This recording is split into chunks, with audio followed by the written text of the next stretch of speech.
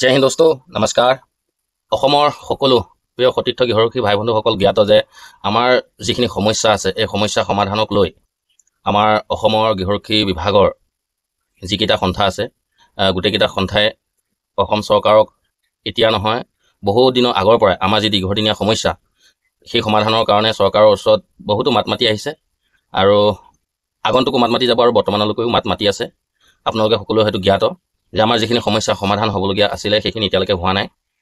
সেইকাৰণে আমাৰ যিকেইটা সন্থা আছে গোটেই সন্থাকেইটাই বহুত ধুনীয়াকৈ আমাৰ গোটেই অসমৰ গৃহৰক্ষীজনসকলৰ সমাধানৰ কাৰণে অসম চৰকাৰৰ লগত যুঁজ কৰি আছে। কাগজ পত্ৰই হওক বা নিউজৰ যোগেদিয়ে হওক আমাৰ যিবিলাক সমস্যা সেইবিলাক বাৰ্তাবিলাক প্ৰেৰণ কৰি আছে।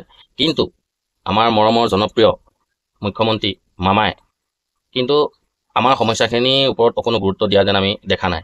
আৰু মামাইতো বহুত সমস্যা সমাধান কৰিছে, দেখিবলৈ পোৱা গৈছে। আমাৰ অসমখনত বহুত বিকাশ কৰিছে আমাৰ মামাই, কিন্তু আমাৰ গৃহৰক্ষী বিভাগটোত মানে একো বিকাশ হোৱা যেন আমি দেখা নাই। আপোনালোকে হয়তো সকলোৱে জানি আকৌ মাজতে শুনা পালোঁ যে 5,000মান নতুন যুৱক যুৱতী নিযুক্তি ল'ব বুলি। কিমানটো সত্য সেইটো মই নাজানো, শুনিব পোৱা কথা। এতিয়ালৈকে কোনো তেনেকুৱা অফিচিয়েল নটিচ অহা নাই, আহিলে আপোনালোকে গম পাব।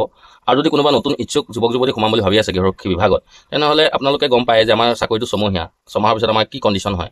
গতিকে আমাৰ যেনেকৈ লাইফটো বৰবাদ হৈছে আপোনালোকেও তেনেকৈ লাইফটো বৰবাদ কৰিব নালাগে। আৰু আপোনালোকে ভাল এটা বহুত বিভাগ আছে, তেনেকুৱা বিভাগত আপোনালোকে এপ্লাই কৰক। গৃহৰক্ষী বিভাগত এপ্লাই কৰি একো লাভ নহ'ব। আৰু কথা হ'ল আমাৰ মামালৈ মোৰ এটা কাটৰ অনুৰোধ যে আমাৰ যিখিনি গৃহৰক্ষী জোৱান আছে তেখেতলোকৰ যিখিনি সমস্যা অইনটো নহ'লেও আমাক বাৰু কেন্দ্ৰীয় চৰকাৰৰ পৰা একো নহালৈকে আমাক একো দিব নোৱাৰে, আমি সেইটো জানো। কিন্তু কথা হ'ল কি, আমাৰ অসমত বৰ্তমান যি 27-28 গৃহৰক্ষী জোৱান আছে তাৰে 16,000 পোষ্ট আছে। আৰু যদি 8,000মান পোষ্ট বঢ়াই দিলে হয় তেতিয়াহ'লে আমাৰ জোৱানখিনি খুব সুন্দৰকৈ নিয়মীয়াকৈ ডিউটি কৰি থাকিব পাৰিলে হয়। সেইটো যদি আমাৰ অসম চৰকাৰে কৰি দিলে হয় আমি নথৈ আনন্দিত হ'লো হয়।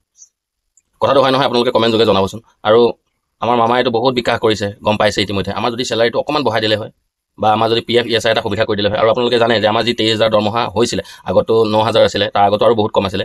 আমাৰ যি 23,000 দৰমহাটো হৈছিল সেইটো শুনিব মই মানে হাইকোৰ্ট কৰাৰ কাৰণেহে আমাৰ দৰমহাটো বাঢ়িছিলে, কিন্তু তেনেকুৱা চৰকাৰৰ ফালৰ পৰা একো দিয়া নাছিলে, অসম চৰকাৰৰ ফালৰ পৰা বা ভাৰত চৰকাৰৰ ফালৰ পৰা। সেইকাৰণে কৈছোঁ আমাৰ মামালৈ অনুৰোধ যাতে আমাৰ দৰমহাটো অলপ বঢ়াই দি আমাৰ পোষ্টটো যদি অলপমান বঢ়াই দিয়ে তেতিয়াহ'লে আমি নিয়মীয়াকৈ ডিউটিটো কৰি থাকিব পাৰিম, তেতিয়া কোনো সমস্যা নহয়। আৰু যদি অলপ PF ESI টো কটাই দিলে হয় তেতিয়াহ'লে ভাল লাগিলে হয়। আৰু অন্য ৰাজ্যসমূহত যেনেকৈ কোনোবা যদি দুৰ্ঘটনাত কিবা হয় তেতিয়াহ'লে তেখেতলোকক 30-35 লাখ টকা পৰ্যন্ত বীমা কৰা হয়। বীমা কৰোৱা আছে কাৰণে তেখেতলোকে পায়, বেংকৰ থ্ৰুৱেদি সেইটো হোমগাৰ্ড বিভাগৰ পৰাই কৰি দিছে অন্য ৰাজ্যসমূহত। কিন্তু আমাৰ অসমত তেনেকুৱা এতিয়ালৈকে দেখিবলৈ পোৱা নাই। আমাৰ কোনোবা যদি দুৰ্ঘটনাত পতিত হয় তেনেহ'লে আৰু খুব কম পৰিমাণে একো পোৱা নাযায়। আমাৰ ভাই বন্ধুৱে যি সহায় কৰে সেইটোৱে। গতিকে আমাৰ ভাই বন্ধু একতাটো মেইন। আজি চাওক আমাৰ সন্থাবোৰে কাম কৰি আছে, কিন্তু আমি যদি সন্থাবিলাকৰ লগত যদি আমি যোগদান নকৰোঁ, তন মন ধন দি যদি আমি যোগদান নকৰোঁ তেতিয়াহ'লে আমাৰ একো লাভ নহ'ব। আমি আৰু ঘৰতে বহি আৰু আমাৰ সন্থাই কৰিব, আমাৰ কিবা এটা হ'ব, আমি যদি সেনেকৈ ভাবি থাকোঁ তেতিয়াহ'লে একো নহ'ব। আমি সন্থাক আগবঢ়াব লাগিব। আমি সন্থাৰ লগত একতা হৈ আমি সন্থাটোক আগুৱাবৰ কাৰণে আমি জোৰ দিব লাগিব। যদি আমিয়ে জোৰ নিদিওঁ তেতিয়াহ'লে আমাৰ সন্থাবিলাকো পিছ পৰি যাব ন। কাৰণ আমাৰ এজন যেতিয়া মন্ত্ৰী থাকে তাৰ সৈন্য সামন্ত যদি নাথাকে তেনেহ'লে মন্ত্ৰীজন একেবাৰে কমজোৰ হৈ যায়। সেইকাৰণে আমাৰ সৈন্য সামন্ত যিমান আছে, সৈন্য সামন্ত যদি লগত যদি একলগ হৈ থাকে তেতিয়াহ'লে আমাৰ সন্থাবিলাকো আগবাঢ়ি যাব। আপোনালোকে সেইটো কথা ভালকৈ জানি গতিকতে কিছুমান মানে কাৰোবাৰ কথাত এনেই ভুল গৈ আবুল তাবুল কৰি লাভ নাই। গতিকে সন্থাবিলাকক সহায় সহযোগিতা আগবঢ়াওক। আগন্তুক হয়তো ভাল ৰিজাল্ট আমাৰ কিবা আহিব পাৰে বা নাহিবও পাৰে, তথাপিতো আমাৰ কাম আমি কৰি যাব লাগে। আৰু অসমৰ মুখ্যমন্ত্ৰী ডাঙৰীয়ালৈ আমাৰ এটা অনুৰোধ যাতে আপোনালোকে 8,000 পোষ্ট এটা বঢ়াই দিয়ে আৰু দৰমহাটো অলপ বঢ়াই দিয়ে। কেন্দ্ৰীয় চৰকাৰৰ পৰা একো নহালৈকে আমি যাতে সুকলমে ডিউটিটো কৰি থাকিব পাৰোঁ, মোৰ অনুৰোধ অসম চৰকাৰলৈ। আৰু আমাৰ যিমান গৃহৰক্ষী ভাই বন্ধু আছে সকলোকে মই অনুৰোধ জনাইছোঁ, আপোনালোকেও আজিকালি ছ'চিয়েল মিডিয়া যুগ, আপোনালোকেও ছ'চিয়েল মিডিয়াত যিমান পাৰে শ্বেয়াৰ কৰক। আমাৰ মুখ্যমন্ত্ৰী ডাঙৰীয়ালৈ হওক বা আমাৰ হোমগাৰ্ড বিভাগত থকা মন্ত্ৰীজনলৈও আপোনালোকে শ্বেয়াৰ কৰিব পাৰে। আজিকালি ছ'চিয়েল মিডিয়া যুগ, আপোনালোকে শ্বেয়াৰ কৰক, হয়তো কিবা এটা ভাল ফলাফল আহিবও পাৰে। নাহাতো নাই আৰু নাহিলেও নাই, খালি আমাৰ কামটো আমি কৰি যাব লাগে, সিমানখিনি জানো। আৰু যদি ভিডিঅ'টো আপোনালোকে চাই ভাল লাগিলে তেনেহ'লে ভিডিঅ'টো লাইক কৰিব, ছাবস্ক্ৰাইব কৰিব আৰু কমেণ্ট এটা কৰিবলৈ নাপাহৰিব আপোনালোকে ক'ৰ পৰা চাইছে।